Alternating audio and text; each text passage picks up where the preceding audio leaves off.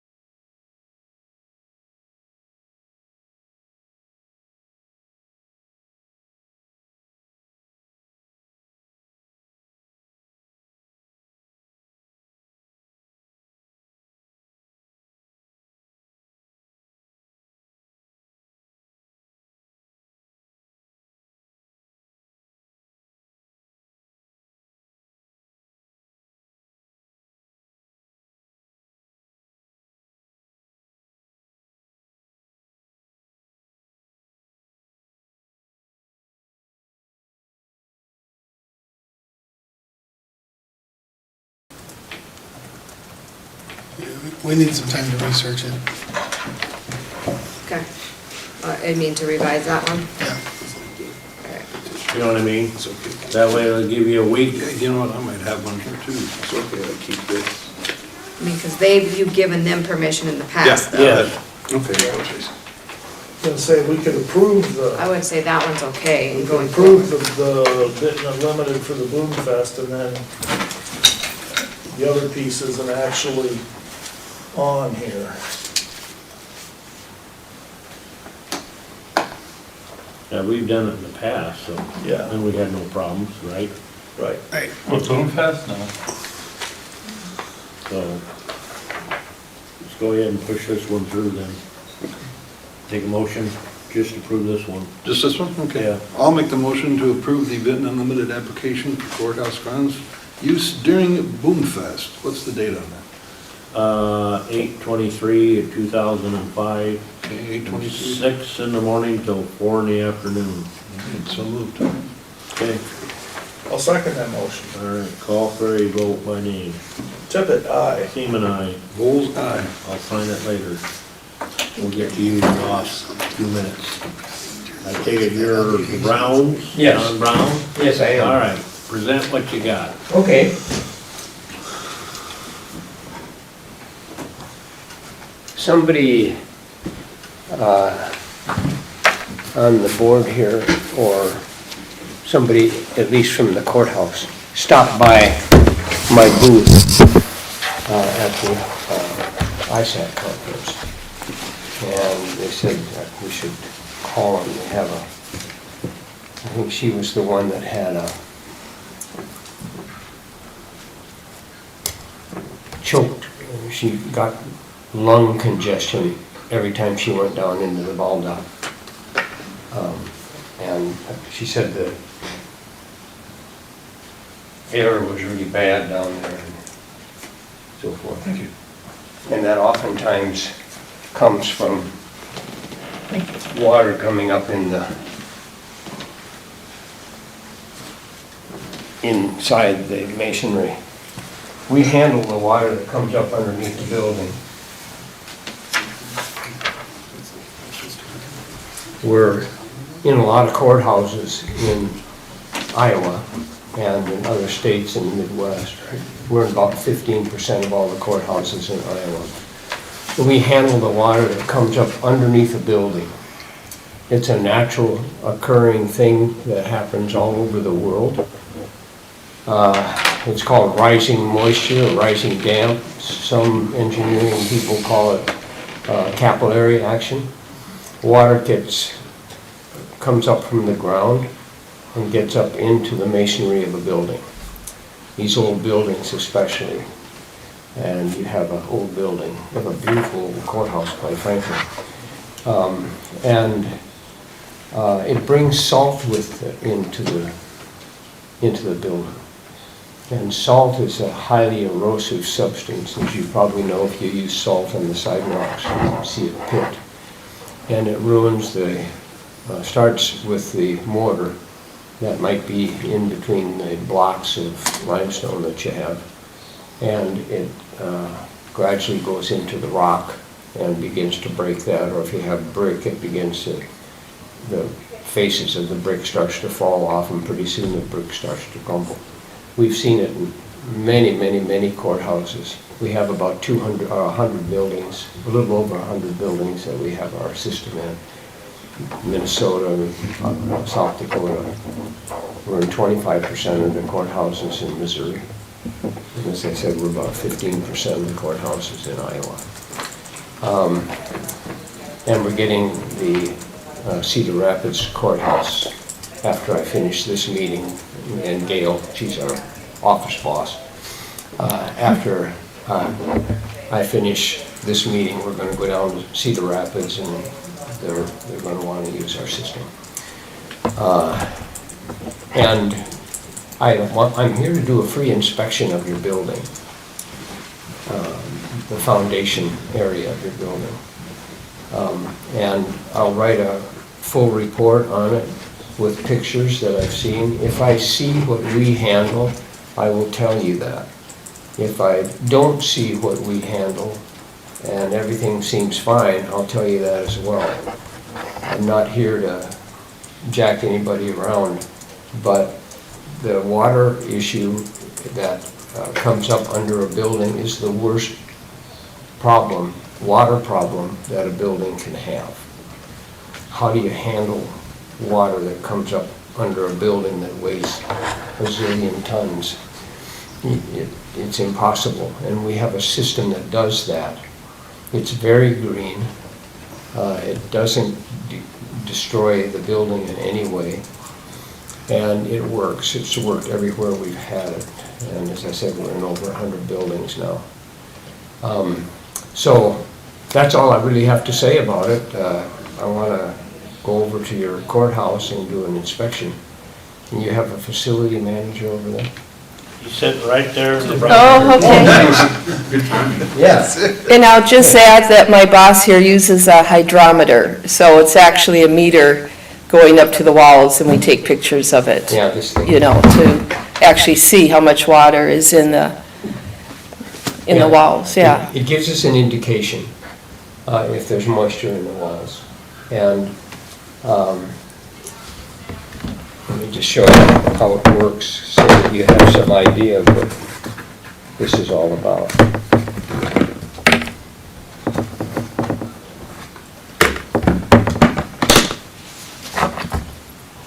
This is made in Germany. It's a very expensive piece of equipment, and it reads into a wall.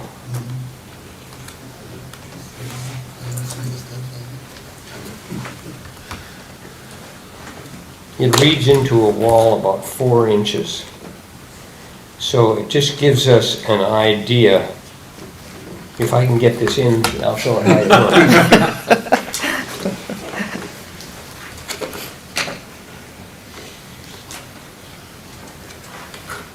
Okay, I think that's good. Yeah. It has a screen here. When I just hold it up to the air, it doesn't read hardly anything. Any read that we get that's below 70, the wall is dry. If I put it on this wall over here, I'm sure that wall is dry. It'll be below 70. Anything above 100, you've got excess water in the walls. When you get this close to a water source, your body is a water source. It's 60% moisture on the inside. And when it gets near that, it'll read up to 160 to 170 in that area. Just stick your hand out here. Don't break. Yeah, you're good. Yeah. Yeah, you're the same, you're 170. Watch out for this guy. Oh, no, there's 170, it's about the same as what everybody has. You guys are, oh boy, you guys are all well hydrated. Oh, yeah. You must drink the same stuff. Wait till 5 o'clock. We're hydrated. Okay, yeah, yeah, everybody is, so that's cool. Yeah. Over here to the facility guy. Yeah, he might be dried out from the 200. fires. Oh my gosh, you're all the same. Anyway, we have seen readings that high in buildings. Yeah. Most of the time, we'll get high readings that are in the 140, 145. Yeah. But rising moisture is a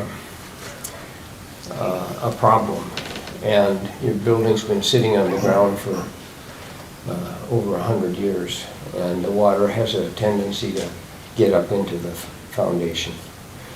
A telltale sign of it is, and maybe some of you guys have seen it, maybe you've seen it, is a whitish, chalkish substance that gets on the walls. That's salt. And there's 4 kinds of salt that come up in the buildings. And I won't go into what they are, but one of them is actually table salt, or hydrogen chloride, and or sodium chloride. And it just tears over a period of time, it will ruin a foundation. And we love these old buildings. I tell you, we really have a passion for these buildings. They don't build them like this anymore. We've seen some buildings that are just magnificently crafted by real, genuine craftsmen. And your building is one of those. You have the whole outside structure of it is just fantastic. And we'd like to save these buildings, and getting the foundation to where it's dry and salt-free, which we do, and we guarantee it. We guarantee the result. It will give your building another 100 years or more. And these are American heritage sites in my book. Many of them are on the national record. I think you guys are on the national record of historic places. And you're there because your building is great, and so that's what we do.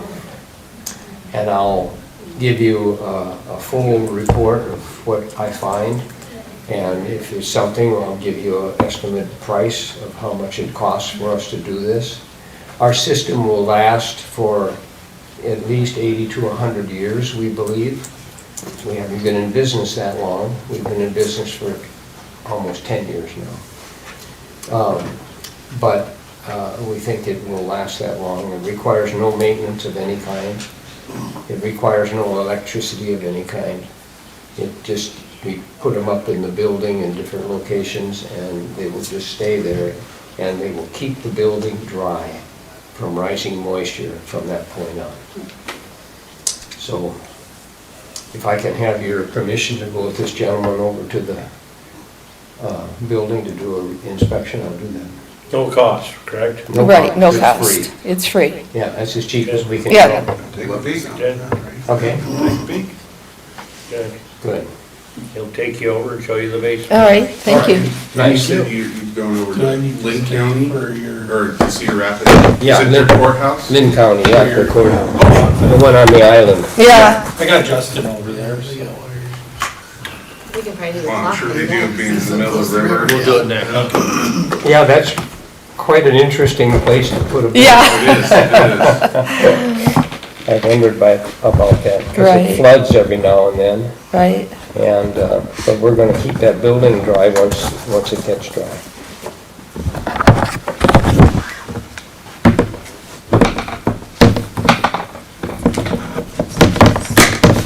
Okay, that's all I have. Okay, I guess give All us right. a Okay. minute, we got one more thing Sure. our maintenance guy's gotta be involved in, so, Oh, okay. Yeah, okay, that's fine. so, We'll just wait here.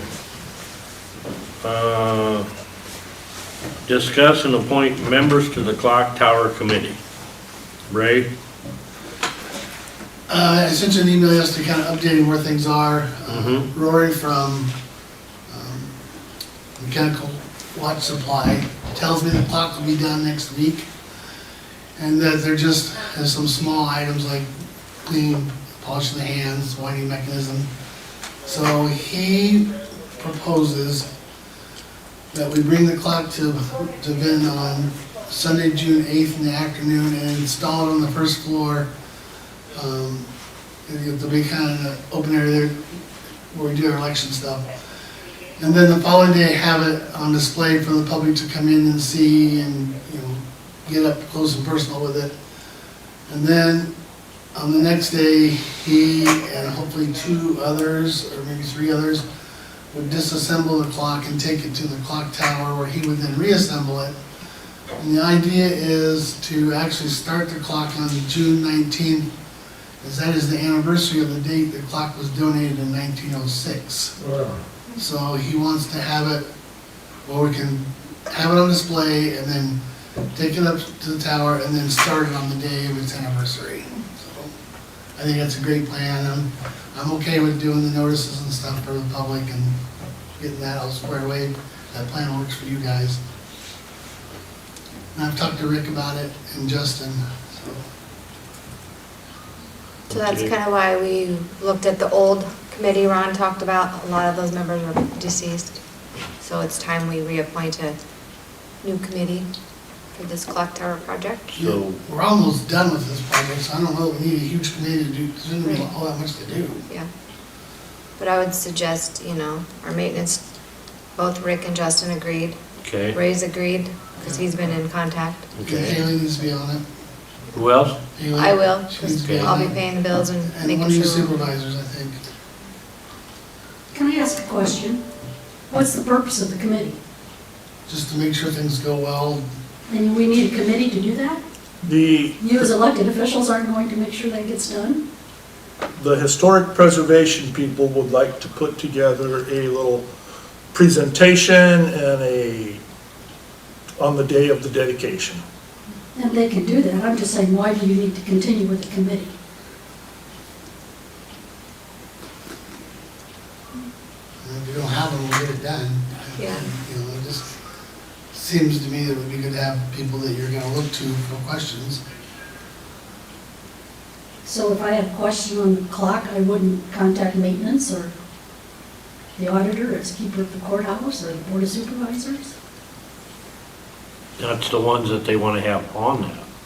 I guess I'm just wondering why we have to have a committee when you guys, that's your jobs. Is it a big deal? I mean, the committee's gonna, it's not gonna cost anything. It's just gonna be people on a list that, if you have questions, that's who you contact. I mean, it's a no-cost item, and everybody volunteers their time to do it, I assume.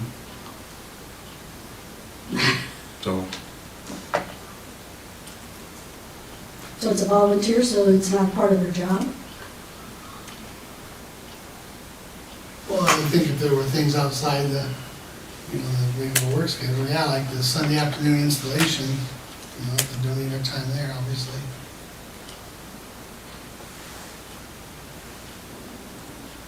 I just don't know that, that's my opinion.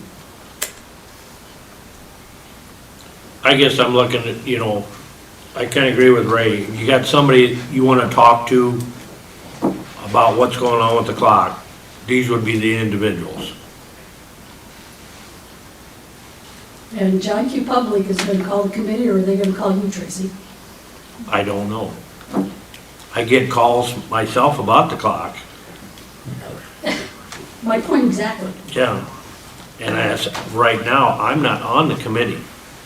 My point exactly. I get my information from Ray. And that's fine that you, I'm just saying that sometimes we get and like caught up on- in creating committees. Like he said, the man wants to come down and set it up on Sunday. Okay? Who's gonna get paid for that? I mean, seems like nowadays, everybody wants I was paid, just gonna ask, why is anybody getting paid for it? yeah, because to Just- me, that's part of your job. That goes with it. That's why I look at it.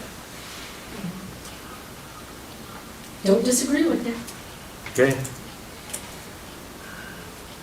So, do we want to make a motion to appoint?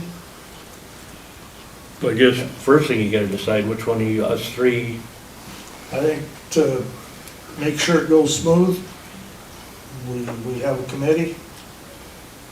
Ray has talked to the man, make Ray our point person on this committee to make sure that things are going according to schedule.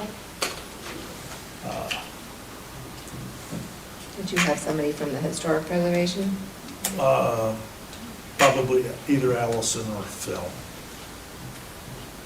think Phil's been on it the longest, hasn't he? Yep. Follow-up question, who's on the committee now? They're still existing and still alive, or whatever that you were talking about? I don't know, Ron went to we the don't other night. know. I left it in my truck, unfortunately. Several of the members have passed away. I could go get it and give you the names.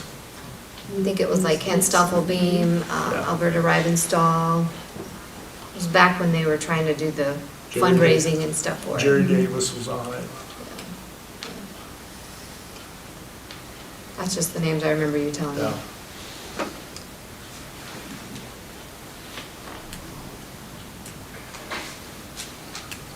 I don't have that. I don't know any of those people at all, so Yeah. They're all gone. They're passed yeah, away, so- yeah. And once this gets done, then Yeah, there won't be hardly anything there shouldn't be anything to do. so maybe just appoint your point of contact as Ray and be done. mean, the rest of us are gonna That obviously help. sounds good. Let's put Ray in charge of this project to make sure it gets finished. Is that your motion? That's my motion. Ray, you're on with this? Yeah, fine, yep. All right, I'll second. Okay, go for a vote. Tippit, aye? Seaman, aye. Bull's eye. You're in charge. Okay.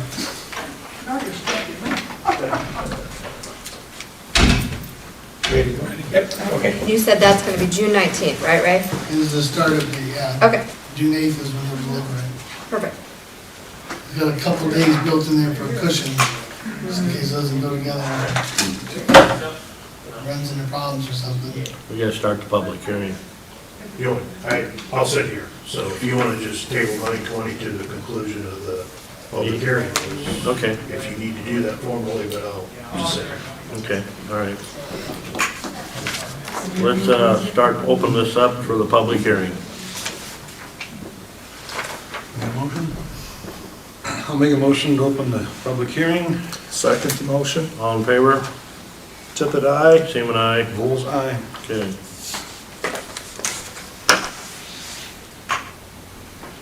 Well, I have something to say. Do you want me to come to the table? Sure. You knew I would, that's why I was here. And I'll probably leave with more enemies than friends.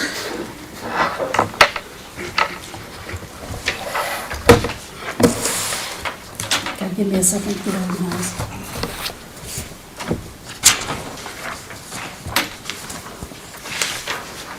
I wasn't here for the, what was it, March 26th, 27th hearing on the increased levies. Maximum levy asking. Yeah, the maximum, whatever you call it. Yeah. Unfortunately, but I wanted to follow up on a few of the things that were brought up.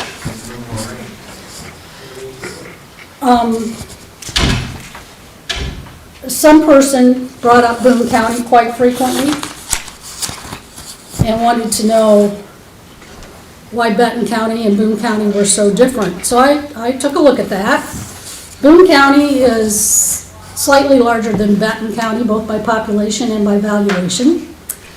They are located close to Ames and Des Moines, just like Benton County is located close to Cedar Rapids and Waterloo. Now, obviously, everything's not apples to apples. But when I looked at Boone County's budget for next year, the first thing I noticed was that in fiscal year '24, their ending fund balance was $12,043,000. Benton County's ending fund balance was $27,635,000. When I was here last year, I cautioned you guys about not being a bank. Evidently, I'm not sure where we're at with that. The taxes levied by Boone County, this is levied taxes for next year, in their proposed budget is $9,700,000. Benton County's is $17,286,000, almost double what Boone County is doing. I went back and looked at some of the financial reports, and you should have all gotten your fiscal year '24 audit. And on Schedule 5, it tells you what your revenues and your expenditures have been for the last 10 years.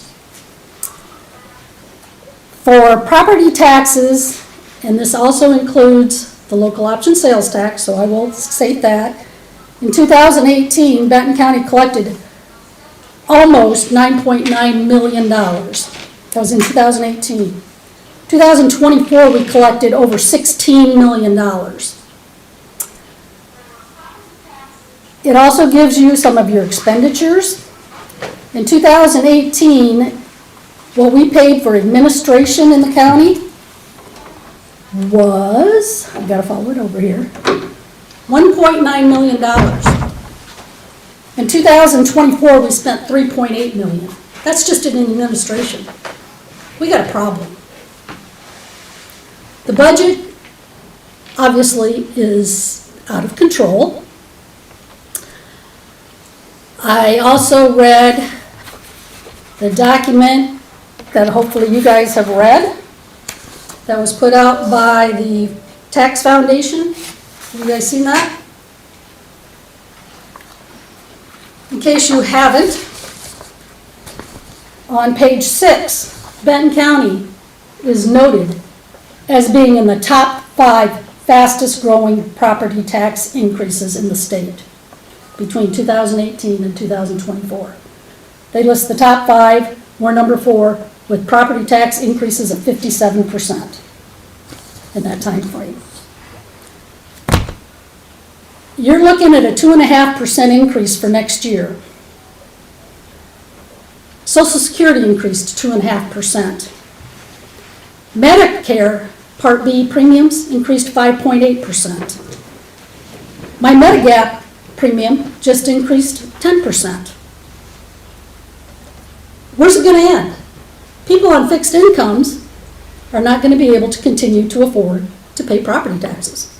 And I'm just looking at Benton counties. I'm not looking at the school districts or anybody else's. And another thing that I kept hearing at that March meeting was, well, we can't help what the assessments are doing. Assessments have nothing to do with your job when it comes to the budget. You should be looking at the property tax collections. If we collected 10 million, then that's what you should be looking at. That's how you're going to cut property taxes, by keeping what you're collecting the same. If you start by trying to maintain that, and then if you can't do that, then you can increase a little bit where the assessments will let you. But you're never going to cut property taxes if you go at it with, here's the maximum amount we can collect, here's the maximum amount we're going to levy for. And that seems to be what's been happening. And you sit there, and I listened to a couple of meetings where, and I do appreciate the fact that you were giving, you told your departments to decrease by 2.5%. That's not enough. I did my normal public records request from Haley for detailed service or detailed reports. I looked at 2 departments, and I don't know if you understand the importance of having accurate re-estimated values, but that's where you come up with what you're going to start next year with. I looked a lot at those re-estimated numbers, and I looked at 2 departments. Health insurance loan, something that is a set fee, we know who's doing it, we know how much money we've spent. One department has their re-estimated figure $30,000 fudged. Another department has it almost $100,000 fudged. And those are the only 2 departments I looked at. I could have spent more time. Right there is $122,000 that you guys could be looking at to try to reduce what this budget's looking like. I looked at IT. They have, and I'm not quite sure how this is working as far as IT and the sheriff's department and who's doing what. So hopefully you can tell me that. But for IT services in their budget, for fiscal year 23, they spent $75,000. Fiscal year 24, they spent $59,500. So far this year, they've spent $70,000. Now remember, we're 3/4 of the way through the year, and they've spent $70,000. They re-estimated that they're going to spend $212,000 this year, and another $215,000 next year. Is that accurate? Yep, What are they going to spend another $130,000 on this year? on the computer system inside the courthouse. Not the courthouse, the sheriff's office. Okay, so then why does the sheriff's office also have hardware for computers budgeted? They gotta maintain what's already there. This is until a they capital switch it over. project. The capital project part is not a maintenance under the sheriff's budget. They still gotta maintain the old stuff until it gets switched to the new. Cause Ron can tell you how old that is right now. Okay, so we're gonna replace the equipment at the sheriff's office for $170,000 this year, before June 30th. Not all of it, some of it, And then we'll spend another $200,000 on it next year. correct. And so then if I look at hardware in the jail for next year, this is hardware, this is not maintenance. Hardware, capital project expense, he has $28,000 for next year, $38,000 for this year. Administration, We have 25,000 this year, 0 for next year. Dispatch, he's requesting 30,000 for next year, patrol 104,000. Who's paying for what? These are things, I'm not expecting you to have a definitive answer, but these are things I think you guys need to look at. You need to be comparing. We are working on, do you remember Mr. Friel? Yes, and I understand he passed away. We are working on moving this all to Ben. That's good. I don't have a problem with that, but I'm saying make sure that you're not duplicating expenditures between the two. Not saying that it's intentional, but it's easy to do. That's what I'm saying. Those are things you need to look at. Another thing that was brought up at that hearing on the 27th was that some employees are getting a 12% increase. And it was mentioned that that was not going to be more than $2,900 or something. I looked that up, it's $26,000, according to their budget. So it's a little bit of a difference than what we were told.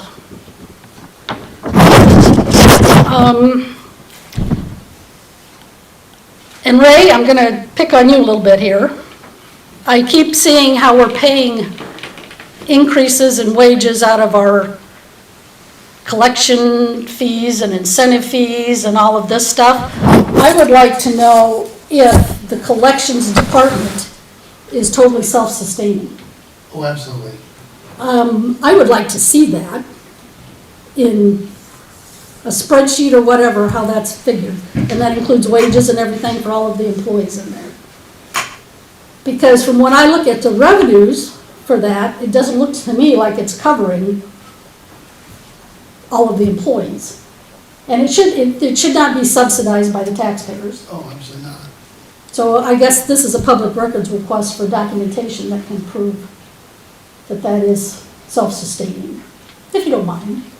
You'll need to make a written request to the auditor. You do not have to make a written request under open meeting laws. Our open record laws. procedure is that's how we handle those. Well, you can't have a procedure that violates the law. No, you'll get what we have. Well, when you said a written request. That's so I know exactly what you want. Well, I'll tell you what I want, but I'll tell you a request for a public record does not have to be in writing. Okay. I'm gonna make a couple of recommendations as to what maybe you guys could think about doing. And this is just me. Number one, I don't think you should adopt a budget today. I think that you should table it. I think you need to go back and refigure. I think you need to look at your re-estimateds, because that affects what's going on. And I realize that you guys keep telling me you're gonna be $6 million in the hole, and I don't disagree. I'm not sure that it's as bad as what you think it is, because your re-estimateds are so far off. I think you should lower levies. And I know you're scared to do that with all of the property tax reform going on, but we've been through it before. I lived through it and did budgets with the board a number of times. You will survive. I think that you need to actually reduce your fiscal year 25 appropriations. I don't know if you realize that a department cannot exceed their appropriation. An appropriation does not have to be what the budget is. You have your budget controlling, and then your appropriations controlling, and your funds controlling. So you can have a budget for Ray for $200,000 and only appropriate $150,000, which means when you do that, that other $50,000 he can't spend unless he comes back to you and you reappropriate it. I think that's how you're going to control what's going on with the current year. If you need to reduce those expenditures like you say you do, I think that that might be something you want to do next year, not appropriate the entire budget. I also think that you need to do a hiring moratorium. It seems like we hire an awful lot of people, and we need to stop. I listen to you say that you don't want to cut their wages, you don't want to cut their benefits, and we just keep hiring. We're going to keep cutting services, we're going to keep raising taxes, but we'll have plenty of people. Another thing I wanted to say is that I was really insulted when I looked at the maximum levy notice that said one of the reasons that we are raising taxes is for employee retention.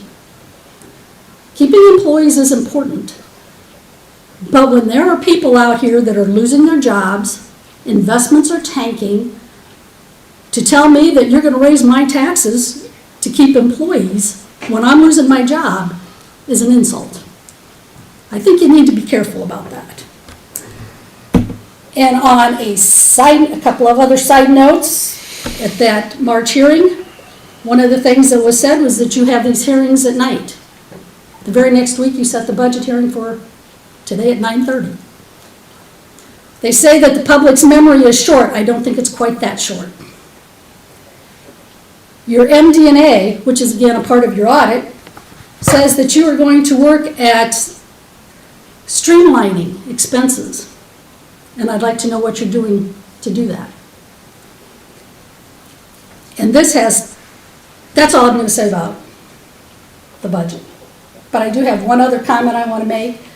I have been contacted by a couple of people in the public in the last couple of months that have sought me out and said, how do we get an answer out of the Board of Supervisors? They tell me they contact you and they can't get an answer.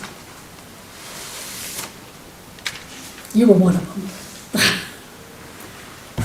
So, you know, all I can say is work on it. I refer them to you. That's it. Okay. Cut the taxes.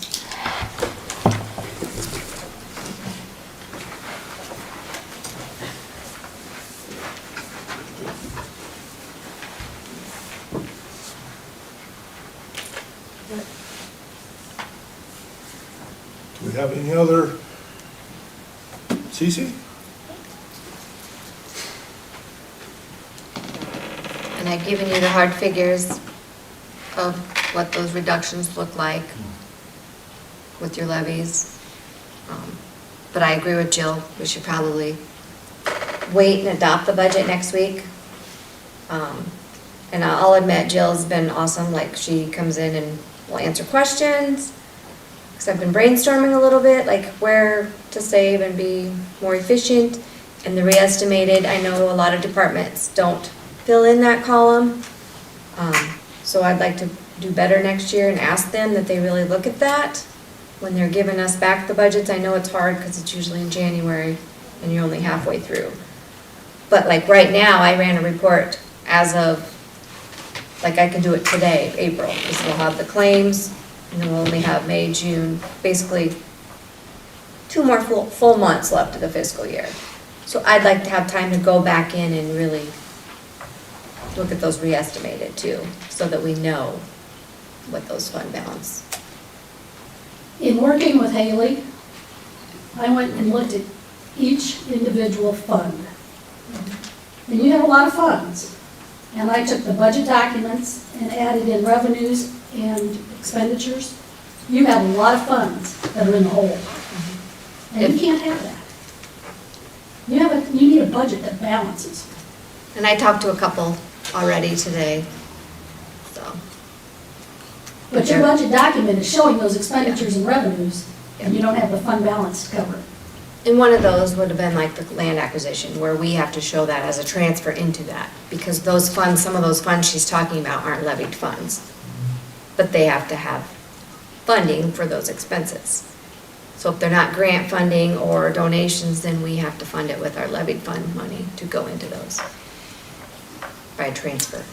But some of the things are hard to estimate how much to put in a budget. Deaths, unattended deaths, autopsies, taxpayer pays for all this. We had a lot of them this year. I understand all of that, Tracy. You know, I really do. Okay, then, But what I'm saying is, you can't have a budget that says, I'm gonna pick on land acquisition. When I took land acquisitions, beginning fund balances, and what they said they were spending and getting for revenue, they're $350,000 in the hole. You can't have a budget that has a fund that's $350,000 in the hole. But their check hasn't come in yet. Well, I It just. doesn't matter, I the just budget talked still to needs to Joey. show Yeah. that. The re-estimateds need to show that so that your budget balances. If it doesn't come in, she's gotta transfer it out of general fund. Well, then what's that doing to the general fund if you didn't show that it's going in there? That's why your re-estimateds are so important. That's what gets you started with the next year. So if our fund balances are all messed up starting on July 1st of '25, what's it gonna look like throughout the year? You're gonna have a budget that says you can spend money, and you're gonna end up without any money. I get what you're saying on that part, on the land accusation. Well, you had a lot of funds like that. It wasn't just land acquisition. That's just the one that came to mind. You've got to balance all of those funds. A lot of them are where we budgeted that we're going to spend the money this year. We know we're not going to, so we're going to budget it again next year, but we didn't zero it out for this year. You don't have the money to cover it. So for example, it would be like transportation buses. Like if we don't know we're getting it, but we just need to be better at that, like she said, otherwise it looks like you're asking for that expenditure twice, but there's no money in there. And then when you look at your budget numbers, the budget doesn't know what you're doing. That computer doesn't know that, well, this is what we're thinking. That budget needs to balance. I will make the motion to table the approval of the budget for the week. Put it back on for next week. Second time. Can I make a comment? The only thing that you should do is, this is your public hearing. You cannot increase your expenditures. You might want to put that in your motion. Yeah, we can adjust the re-estimated and revenue stuff, but we can't do anything with the expenditures. No, it's already been published. Yep. I'll let you go ahead and vote on that, and then I'm going to say something.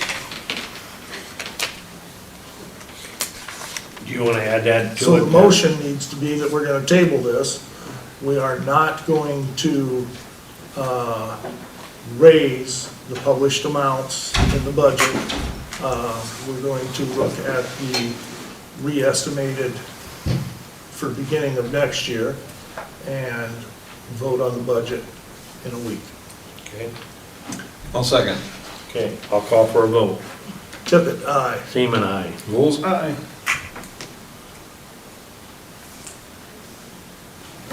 I love budgets.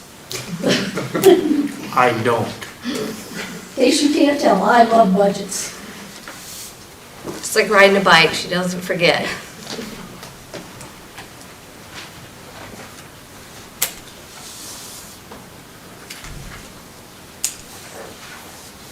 Is that it, Jill? I know that Haley was making some changes to the budgets. And this, I think Myra needs to respond to. My question to her when she was saying that you were telling everybody to lower their budgets, I asked, does that include secondary roads? It did. Are you reducing the transfers going into secondary roads? Secondary roads doesn't get tax dollars, they're not a levying fund. The only way they get tax dollars is what you transfer in. So you're gonna tell him to reduce his his expenditures, but if you're not reducing what's going in, it's just increasing his fund balance. So it's really not accomplishing anything. And I'm not saying that you should reduce what's going in or not.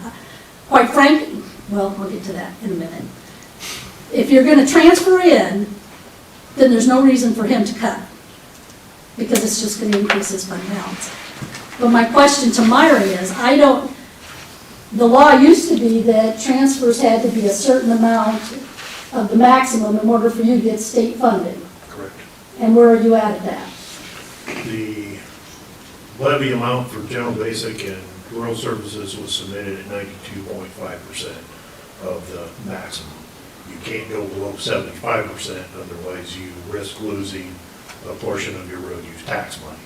If you go below 75%, that difference between where you're at and 75% is what your road use tax money is reduced to.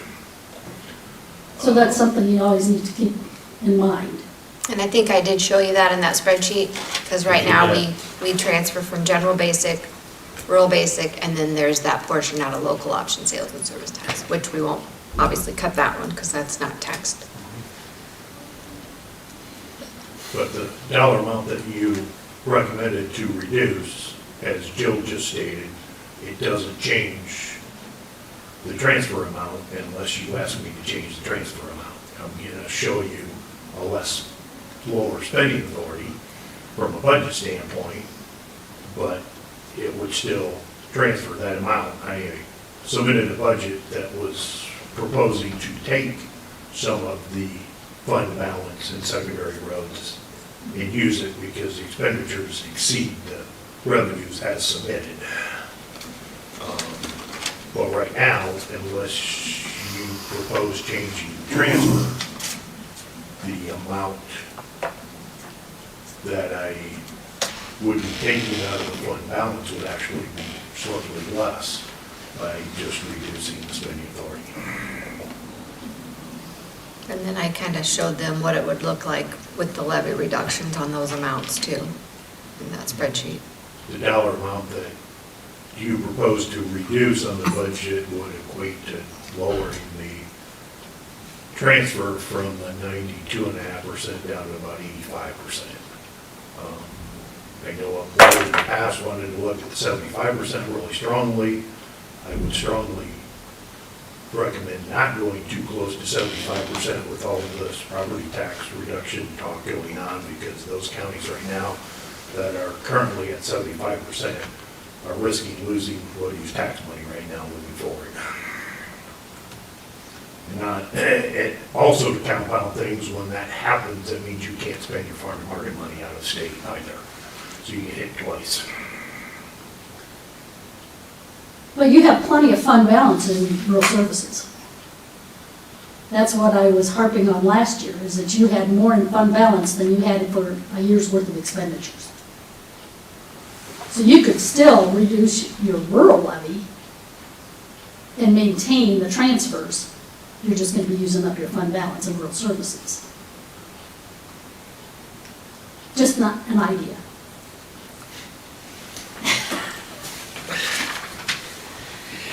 I just don't want to get in the financial bind like some of our neighboring counties are in right now. I don't care about them, that's their problem. I get that, but you also need to be cognizant of what it's doing to your taxpayers. There again, like I said, I hear it from both sides. They want less taxes, I get it, I do too. I own a farm. But on the same token, I still want gravel on my road. I don't want to pay for it. I figured, Okay, but Tracy, that's why you're in the job you're in. You need to prioritize what is important to Benton County. And fund those priorities. And the things that, and as they get less and less in your mind, and you all three have to agree, that's how your funding goes. But you still need to keep in mind that the money tree out here can't keep spending everything we've got. would you make me a list sometime and just give it to the auditor where you think we can really cut services to the public in Benton County? That's not my job. I know, but would you do it? I think that you can provide services maybe at less cost. You know, and when you say that to me, okay, let's cut services, I'm gonna say, can we still provide those services with less people? That's why I said you need to do a hiring moratorium. I'm not asking you to lay people off, but quit replacing them. Well, as for secondary roads, they've been short for 2 years. Okay, but Now they that's, got a good staff. yeah, and that's a decision that you could make, department by department. Secondary roads, it's important for you to come out here and take care of our roads, and we want your staff to do that.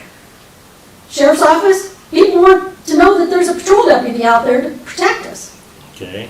okay? And I'll pick on Haley. She's got somebody that's retiring. Does she really need to replace that person? Or should we try to go by a year or so and see if we do or not?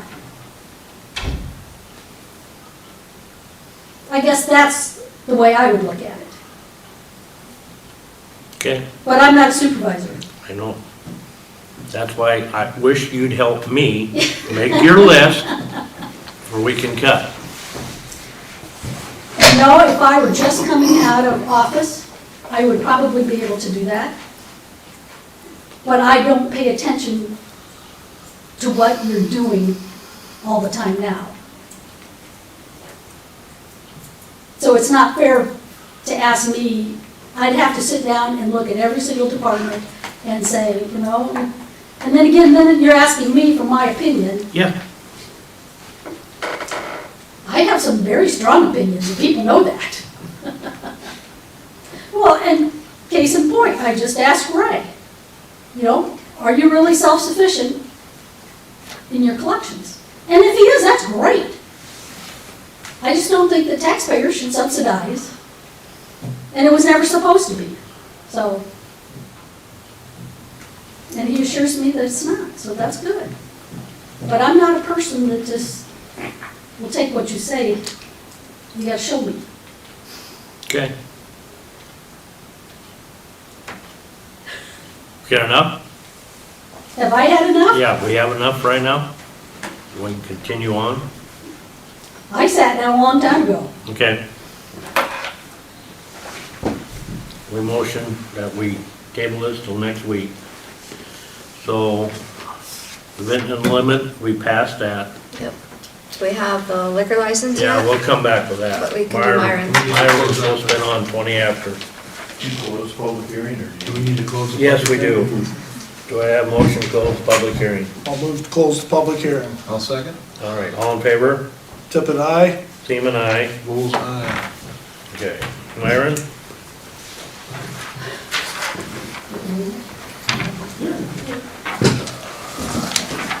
Bye. last Tuesday was the DOT's monthly letting. In that letting, there was actually two projects that were in Benton County, but only one that we administer. But a twin box culvert to replace a bridge on 32nd Avenue Drive. Said 33rd, but it's 32nd Avenue Drive between 75th and 76th. It's right at the half-mile point. But 6 bidders bid on that project on Tuesday. DOT has reviewed those 6 bids, and the low bidder would be Iowa Bridge and Culvert LC out of Washington, Iowa.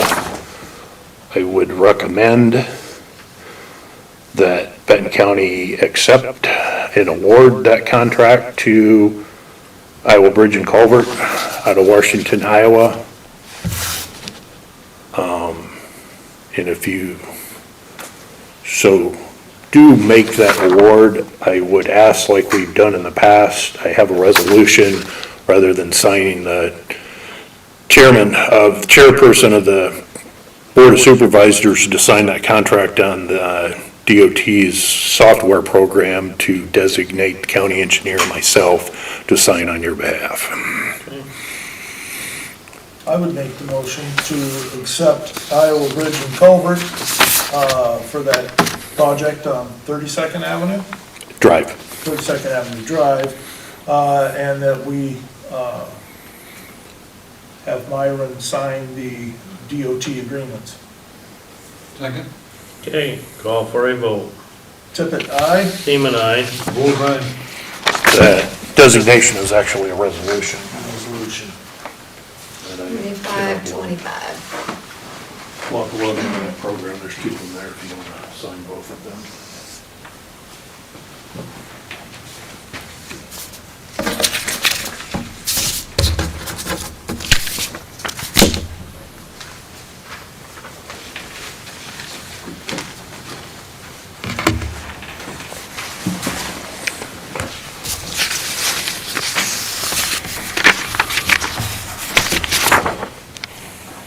I didn't mention the amount, but $362,000, $362,083.50. That zero's messing with me this morning.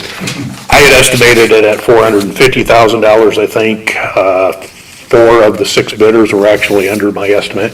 The other two were slightly above it.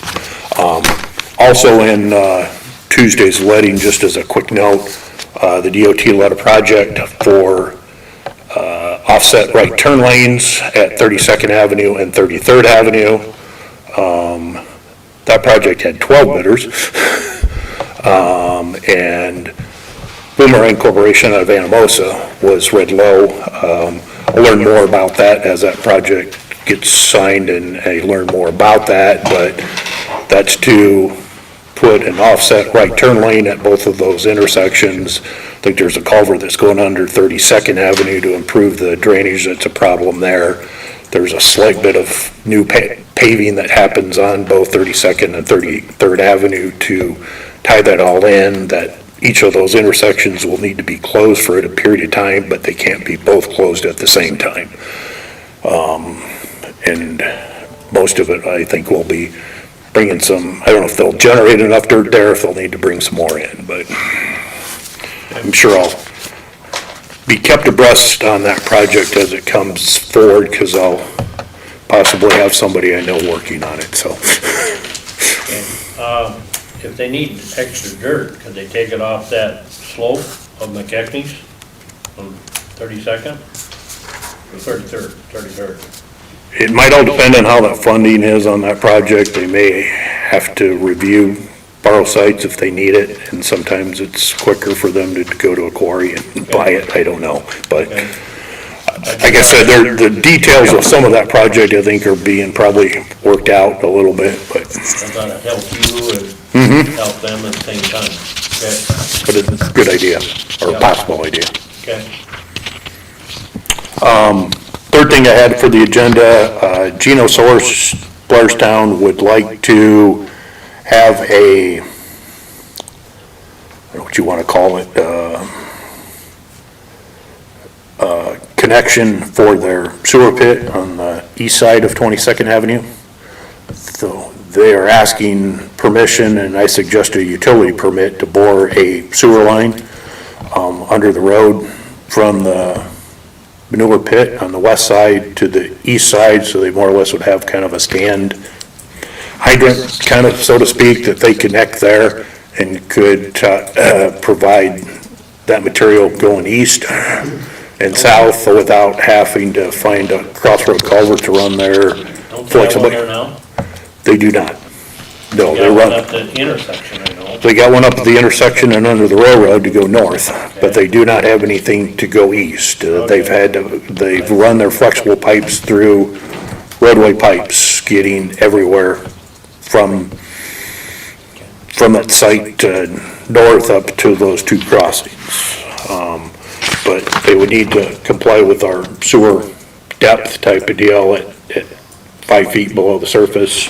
I say they have one already in existence. I don't see a problem with this, but I recommended a utility permit and wanted to bring it before the board for formal approval.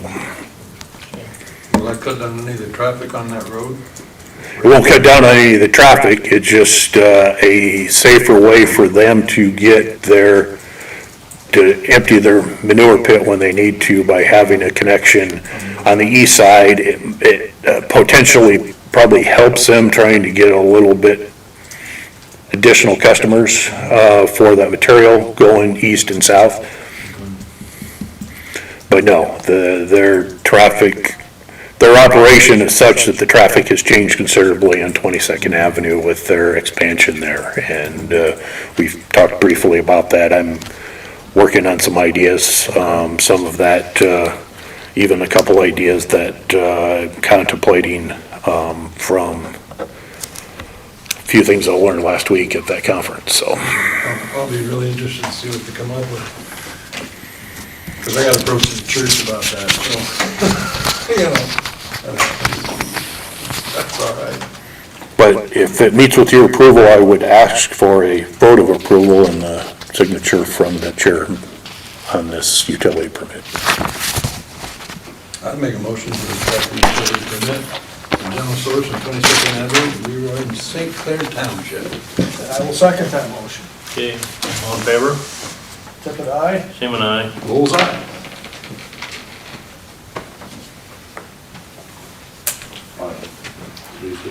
second and your signature.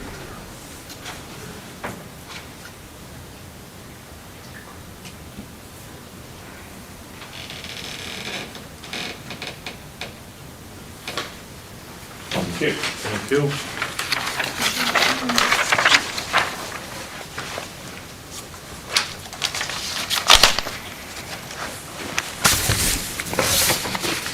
Anything else? No, did Dan discuss about the roundhouse when I was out there, I don't know, Thursday or Friday? Okay, Yes. okay.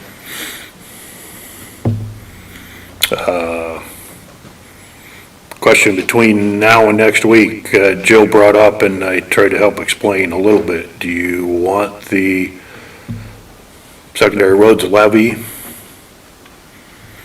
reduced on anything for the transfer amount? Like I say, you've got new numbers that show a reduced expenditure standpoint. It's something like 239 or something total. Or no, 320 total. If you go in, 310, it's, yeah. 310. 310 is what I reduced the expenditures. Yeah, Yeah. I'm thinking of the two different areas. Mm-hmm. But I didn't change the transfers. The transfer is manually submitted in when she does that budget sheet. Yeah. We show it on the budget, but that's where I said if you want to reduce that amount, then that rural basic levy can be reduced too. Because we won't need that much spending authority.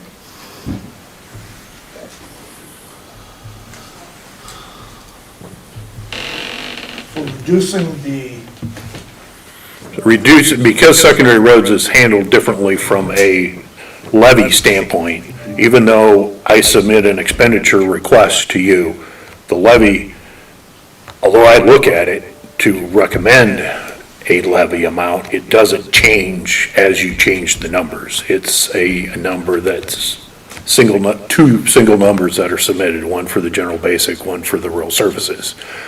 But it's not a floating number. It can change, but it doesn't automatically change within the system as you're changing. You have to manually change that, and It has a ceiling. Yeah. you know, it has a ceiling. For each one. It's Yeah. like, I just have it pulled up. It's like 16 7/8 cents per thousand. Yep, for the general basic, and $3.03 of a cent is the rural County services. does it, and then our valuations, it's based on our county valuation, so. the Had rural 30+ basic- years to memorize that, so. Right, yeah. And then you were saying like the other funds and stuff come from the state? Yes. Okay, yeah. There's a farm market fund that has a proportion that is assigned to Benton County that can only be used on farm-to-market identified roads. But the code goes on to say that if you levy less than 75%, you are not allowed to spend out of your farm-to-market account either. So those counties right now that are at the minimum 75% or lower, with property tax reform affecting lowering things, they are looking at potentially having no ability to spend money on any projects construction-wise moving forward, because they're either limited in the sense that it's going to be a very small project, or a project that they can't fund because of where the numbers are, and they can't fund, they aren't allowed to spend farm-to-market money because the law doesn't allow them to do that because of where they're at with their secondary roads levy. That makes sense, because they don't want to be like a bank themselves. Yes, and Right. Myron's fund at the end of the fiscal year, it stays in his secondary roads fund. if we look at everything in the worst-case scenario of lowering that number down, do we have any risk of getting even close to 75%? That's a gamble. I don't, this reform is still up in the air, and that's where I kind of, I would think that 10% difference would be safe, but. But it could change It between could- now and next year. Mm-hmm, And it also depended on the amount transferred, right? mm-hmm. Okay. Yeah, So, and because that's that's tough, based on because, that, what he could bring in Yeah, versus. it's tough, because that is a projection. Now, the plus side that Benton County has is that you've seen assessed property values increase each and every year. Now, the rollback or whatever the reform has going forward could change what you get back, but Benton County is still seeing an increase in value of its property. That's not true with every county in the state right now. Part of its location. Well, and if they do away with rollbacks next year, So it makes it really it's tough. all tough. And then they're gonna increase the exemptions too, so. Yeah, I will comment, Joe commented about a comparison between Boone County and Benton County. I don't know what all was talked about between those two comparisons, but unless there's a oddball township, Boone County's probably 16 townships, which is the size of most counties in the state, basically 24 miles by 24 miles. Benton County is 20 townships, 24 miles wide, 30 miles north and south. So you've got an extra 4 townships. You've got a greater area that the sheriff's office has to cover. Secondary Roads has, you've got a greater area that even some of your other departments that do rural outreach activities that are, have greater distance to travel. for their polling locations, they might not have as many polling locations as I do. Even conservation, when you look at Hannon Park and Rogers Park, you're quite a distance between the two.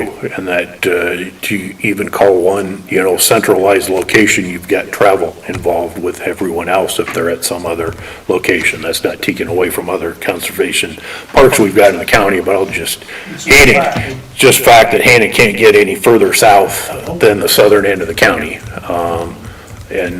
Rogers Park is closer to the north end, and there's great distance between the two. Well, and also too, you don't know what their business life is like in Boone, because that also supports tax bases. Right. It's just like it happens. Local option sales, I can do that. I don't know. That's what I mean, Benton it's County's not just a apples to very apples. It's a very farming based, Yeah, and given its proximity to Des Moines, it may have a lot more upper scale, higher income housing also. Unknown until you have a conversation with Derek. He likes tax law. I do. He does, I do. he's been But awesome. I'm getting therapy for that.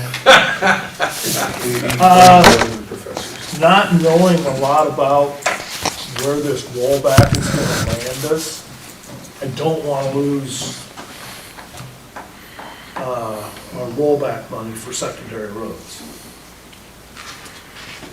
If you're comfortable with your estimated 10%, we could lower that number. But if you're not comfortable with that, I don't think we should do that, because how much money are you talking in the rollback? That we wouldn't That we get. won't know. That I don't know. There's the problem. All I'm saying is the 85% transfer amount with those two levies that Derek rattled off, from the 92.5% that I submitted, equates to very closely to that $310,000 that you asked to make an adjustment for. Now, the 92.5% that I submitted was total about $17,000 more than last year. If you were to divide that out on the property value of the entire county, we're talking, a fraction of a penny of that levy amount, from a difference between last year and this year, just using immediate current year versus proposed year.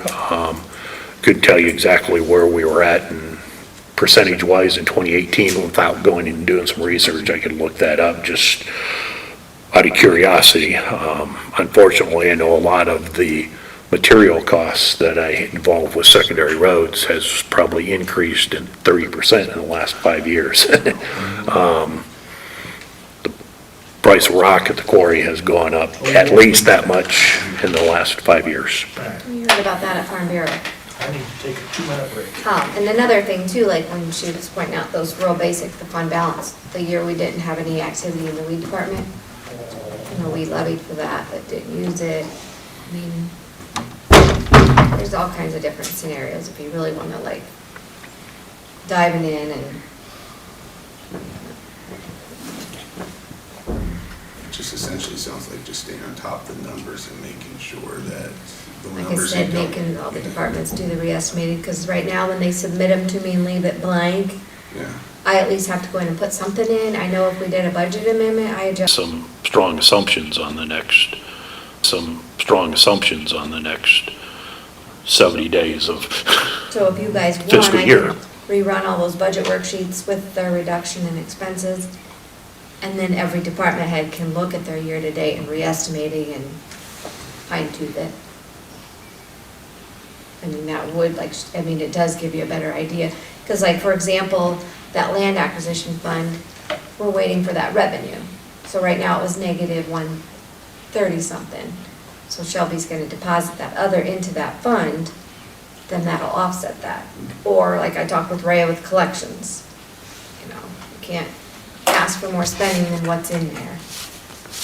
So, you know, things rather than just grant money like, oh, it's gonna come in, then we'll use it that way. Maybe we just need to do better at some of that. I don't know what to tell you there. It's hard. Especially like with the ARPA or the EMS money. Like we've been to, we're budgeting for it, but if they don't spend it all this year, how do I know? I might get a bunch of fluctuations with invoices coming in June. How much are we gonna carry over and need that spending authority? Or do you just wait and see what happens, only budget for what's coming in, and then we would, like she said, do our allocations when I do that resolution. Only give them what we're budgeting for, and if they need more, like if they had to amend or whatever, then you would have to allocate more out for that.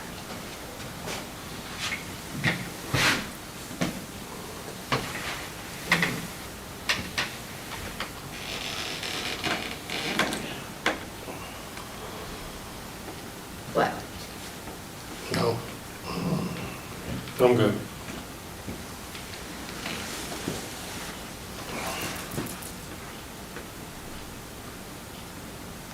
It's up to you, Myron. If you can think you can make it work, 10%, even if you go 7 or 8%. How much is left in his fund that, Right now, yeah, the carryover, just for curiosity?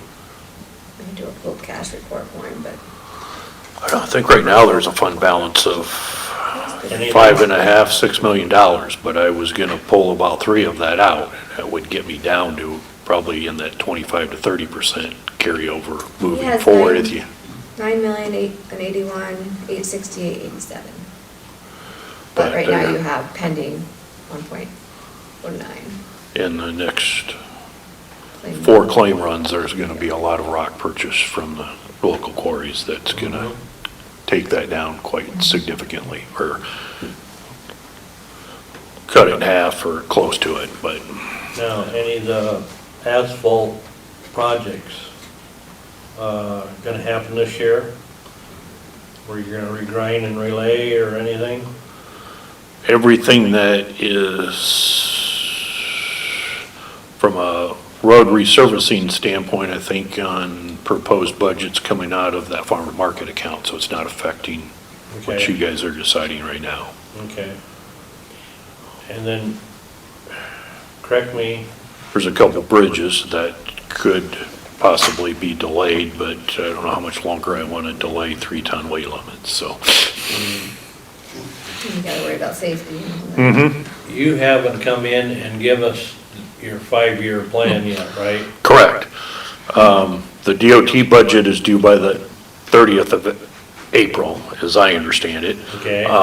But with all of the date changes that happened 2 years ago with the legislature, really messed with that April 15th that was still on the books for the DOT's information. That got changed recently. The budget has to be submitted to the DOT by the 30th of April.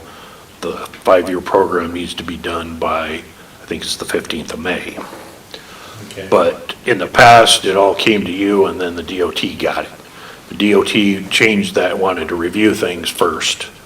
I just got some notes yesterday afternoon from them.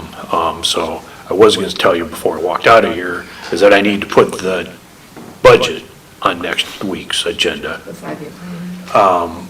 The 5-year plan, we could either do next week or we could do the following week. I don't know what your agenda docket looks like, if you'd have a preference on one or the other, but I have all of the information I need from the DOT on changes on what I submitted that needed to be tweaked or not, that I can put it together for either next week or, well, budget's easy. It's a 2-sheet deal.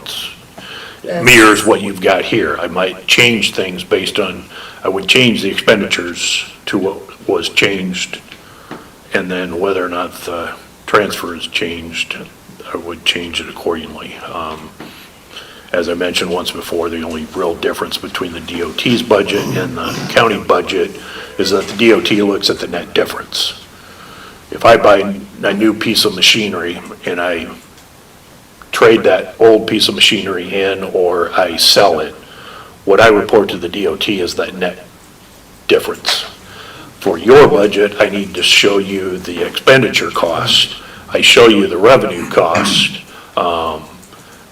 And so your budget really controls over the DOT's budget that I submit to them, but it's a requirement. And I still have rules that have to follow from their standpoint on how our expenditures happen throughout the year.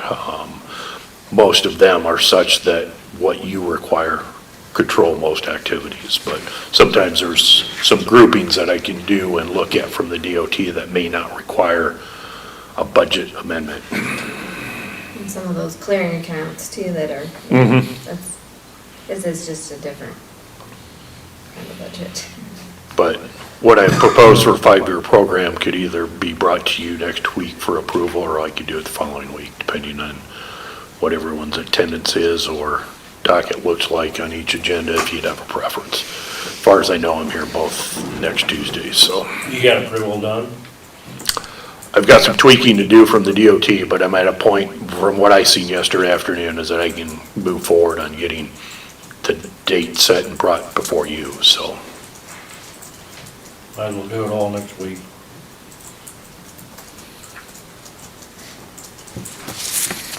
Okay. I guess that's all I got. Thank you, Mark.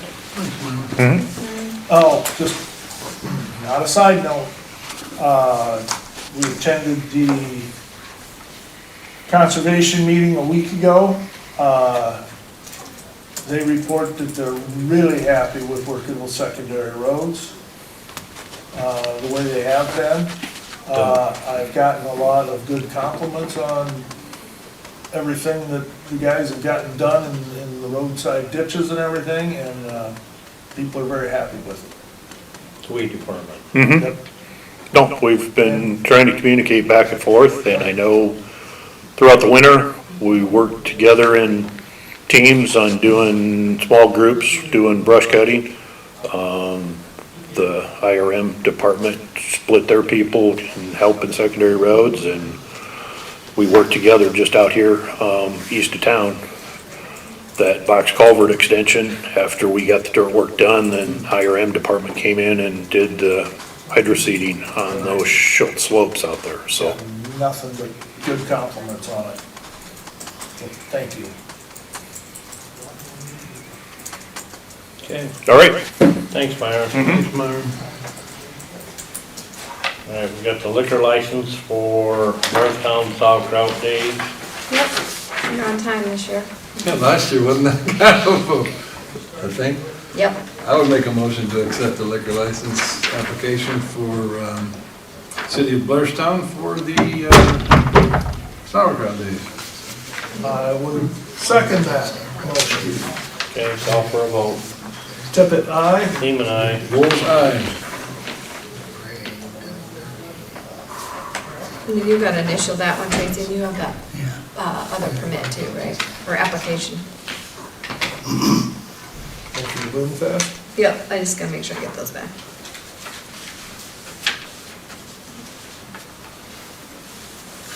Okay. And then that flood insurance.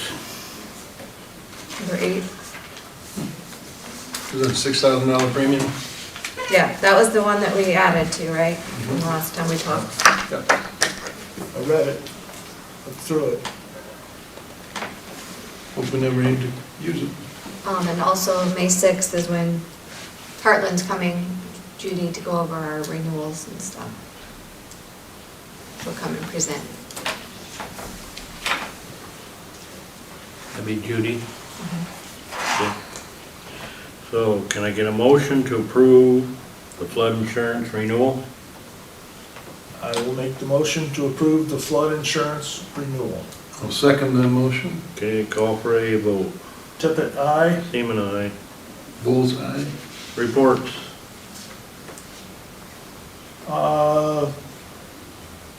I did the historic preservation, Ray covered the clock. They would like to know if they could get their name changed on the sign out here. Apparently it's listed wrong. So I'll bring it up. How many times have we edited that one? Is that the one that Tharp did out here? Yeah, What's it say? I'd have to go look at it. They said that it's not listed as historic preservation, it's listed as something else. Does it have society in it? Because if it is, they're not a society. So I don't know if that's, But then, Have to look. And I can stop and talk to Scott and he can get us an estimate on it. otherwise we change like what rooms they're in on that other thing. And the other one is they got a grant. They will be putting on a clinic, basically, for restoration of the old wood sash windows. And it'll be a restoration 101. Apparently, if you get in a historic building, if you get money to restore it, you have to restore these windows. You can't replace the windows. So they'll be doing a clinic on that a little later on this year. And then Thursday, it looks like it's, this coming Thursday, it looks like it's meetings all day. Nothing, Bruce? no, I have Heartland on the 1st of May. I had landfill Thursday. Everything's going smooth down there. They got their new, They got it, but it ain't up and running yet. They're pulling other stuff out of the old packer and putting it in the new packer and not running yet. Or not in use, I should say. And then Thursday afternoon, I did not attend it. They had the WMA meeting up to Cedar Falls. I did not drive up there and was not on Zoom, so, Have they decided who's their fiscal agent or anything yet? no. I did not attend, so I do not know. so you didn't get volunteered. I mean, those are other things that go within our budget too, that. Sorry. So. Okay, reports, unfinished business, I don't think we got any. No, but unless you want, what do you feel on, do you want me to send out worksheets to all departments and go over the re-estimated better? I suppose. I mean, that's the column where they're guesstimating where they're gonna end fiscal year '25. That way you can look at a better, like, under excessive, to decide if you're willing to lower levies or not. Is that something that we need to go over prior to next Tuesday? Well, it'd be basically me, Good. it would be me putting those re-estimated into, on your budget, it'll show you where the re-estimated fiscal year, where we're gonna end June 30th, Mm-hmm. to know what 26 looks like where we can bring in the revenues if we could reduce that more for the levy. That's where it would show us. Okay. Because the expenditures, we've already reduced, we know those aren't gonna change, it's just basically the revenue re-estimating. Okay. That'd be up to the departments. Yeah. not- I don't wanna micromanage each department, but I feel like they could look at it and know what they're planning or, And give you that. yeah. Say, because we asked them to conserve last week. See, wouldn't that help us come June 30th then? Right, before To we see do what our their ending allocation. balance is, you know what I mean? See how many actually did conserve, or how many went on a, Spending spree? yeah. And like, I mean, I know years past, the allocation, was like 50% at once, or you could do it quarterly. You know, like those service area ones I run you that day. Mm-hmm. And then you could look at them, like, maybe quarterly, and then we would just do another resolution quarterly or something to allocate funds. I don't know. That's one way for you guys to actually visualize per department where they're at. Going. Yeah, but basically you run reports when we ask how everybody's fund's doing. I mean, Right. I look at them, Because I can't go in the negative in the funds. right? So, but, yeah, I don't know, that's up to you. I mean, each department, we run them reports monthly, and they're supposed to To look me, at it too. You start breaking it up quarterly, that's gonna be more work for your end. I mean, honestly, it's just telling them they can't use that, go above that, but yeah, you're right, because then I'll have to babysit the claim runs and, Correct.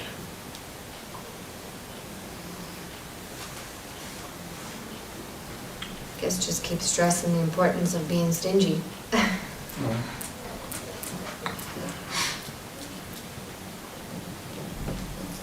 And next year, I'd like to try to start earlier, but again, with legislation I'm gonna say next and year, with the mental health, I mean, it's just. we still got a bunch of unanswered stuff there. I would like to, next year, come up with the number and say, here's what you got coming for next year. You know, whatever the number may be, you know, secondary roads, Might be freezing, you know, give 'em- everybody say, okay, here's what you're gonna have to work with next year. That is your bottom line. You put it in your budget and make it work. Or we let them get their their askings into us by December. And then we'll go over like, say March, because I know the budget has to be done in April. By March, that's good, you know, they should be able to do better re-estimating versus in December. You don't know how much stuff the state's gonna change between now and, No, did you see that update we got last Friday? yep. Again, it's all in limbo. Yes, but this mental health stuff could really become very difficult. In about 3 months, we don't get some answers. Right, because what if they say, oh, now we gotta fund it? Yeah, what they say, we're not gonna touch it, yeah, then we're in trouble. And then it falls on the county And to. that's why we'll be using those fund balances for sure. And the other fund balance money just got, it's gone. I was against spending that from the start, but From what we currently had in our own personal levy. yeah. Because it was levied for mental health, and then you had to spend it. And I thought, why can't we put this in the bank? But that was absolutely not allowed. That was, I don't know if Bruce remembered that, but the county used to do our own levying for mental health. Mhm. It was like a per capita, Okay. it was in our own county budget. And then they gave us like a 5-year plan and we had to spend down our fund balance reserves to get it down within 25%. Then it went regional. So then all those, in our region, all the money went together.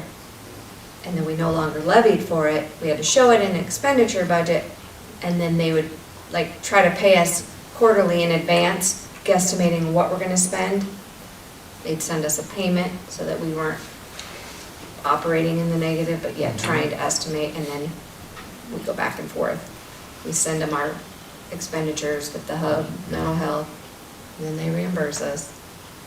that's why we just did that amendment, because, like the retention pay and all that we're doing. Right. Mm-hmm. We want to have all that submitted to the region to get reimbursed before July 1st, because if we're still submitting expenses in July, And the region would have ceased to exist.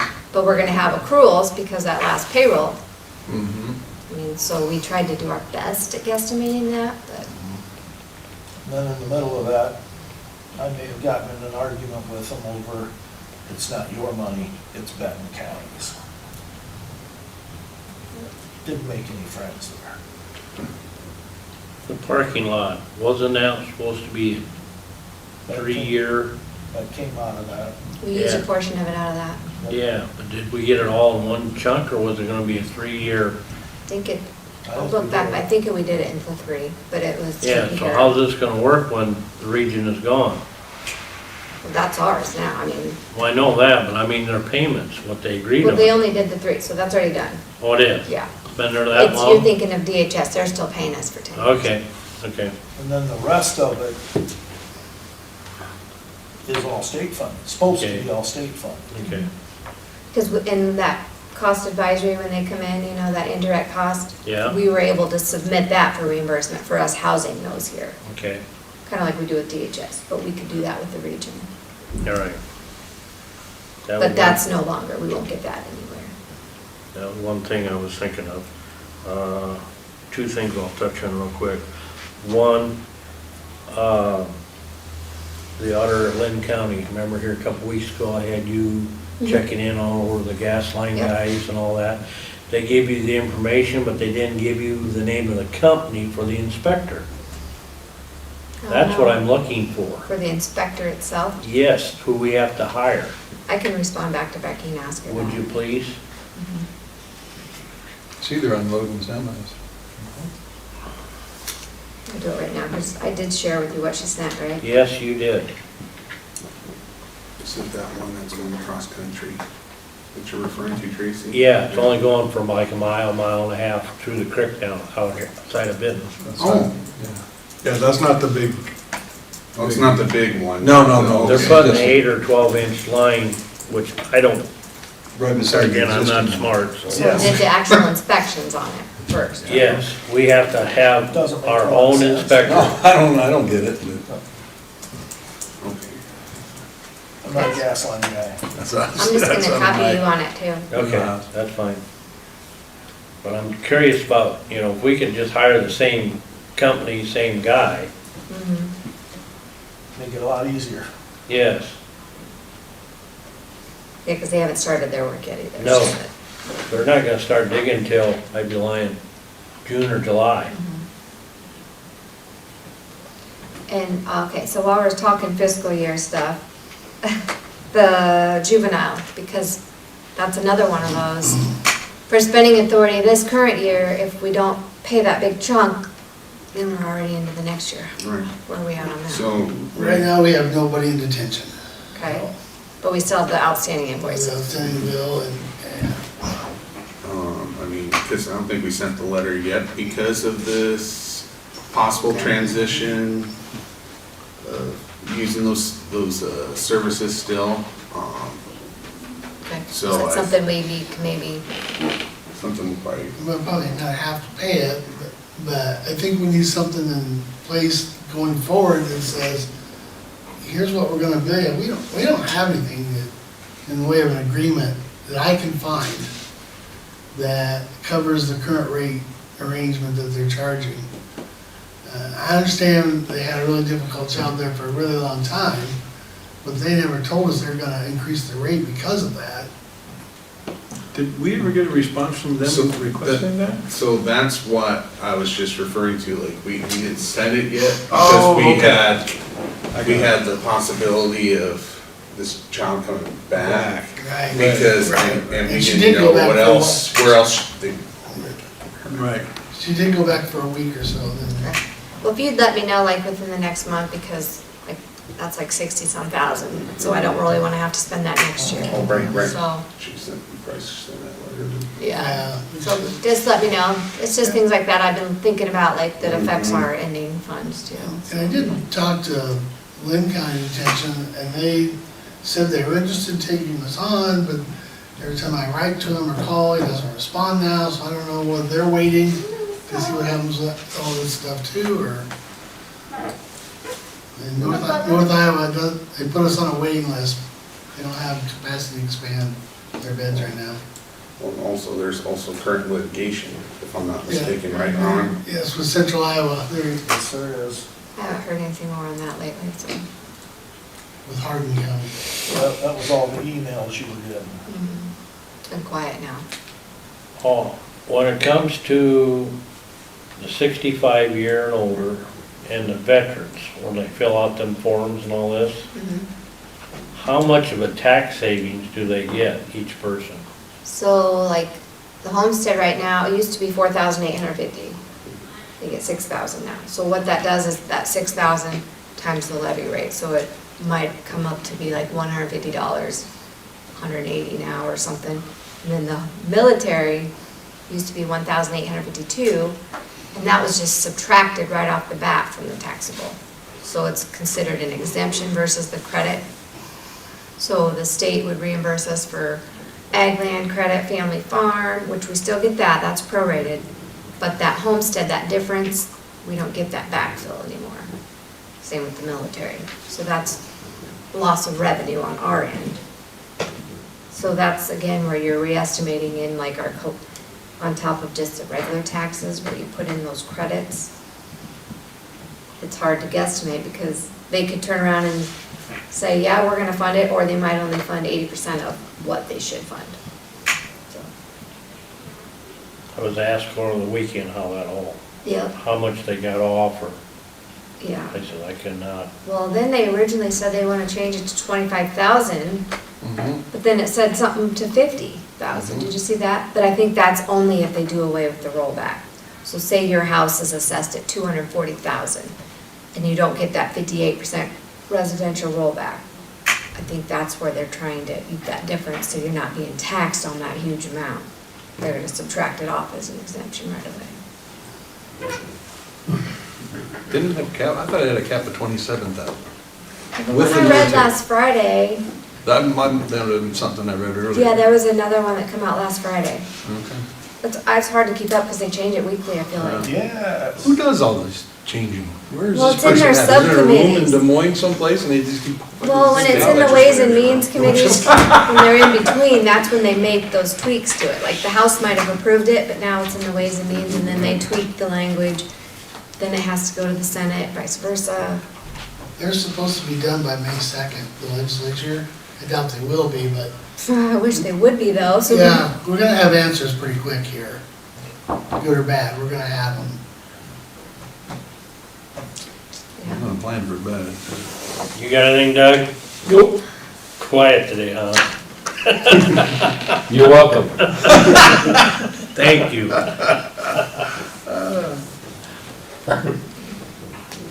Ray, you ain't got nothing else?